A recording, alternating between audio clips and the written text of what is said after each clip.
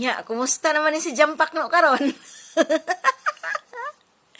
Di nakapalit og tablitas para ipapangguwapa. Dili na kapapabotox kay wala nay kwarta. Unya man ay gaba jam. Unya di na pagkapalit og builit ani karon kay wala na kaskas ana atong fake. Uy, napaday ako ajam. Uy, parti man din ang mahala ng tuition fees imuhang anak no. Kaya bugiro mo gagod. Magibutang sa kanang kuan sa eskwelahan sa Cebu. Para kunuhay no. Kaya naamang ka dito yung mga amo-amo ko dito ko. Mga padre. Karon, kaya sa ano man na, nga mo man nagisaligan ni Martin Romualdez, di ba?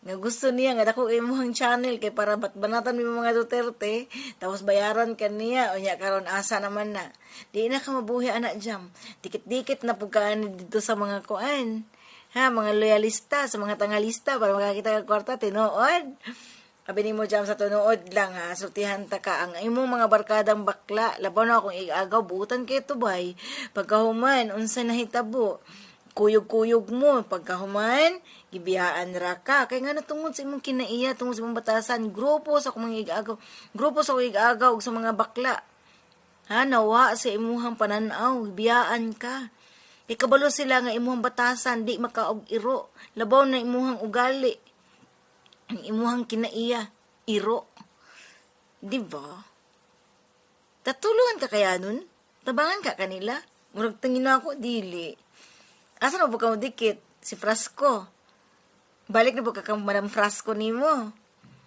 paningkamot jud jam paningkamot lang kay ang imuhang anak parte man din ang mahalag tuition kabugiro mo kagad na dapat nag-focus na lang ang ka no para di ka gabaan nya kay kami ganahan di minani mo ni ang kana mo ni mong favorite banata ng isang buang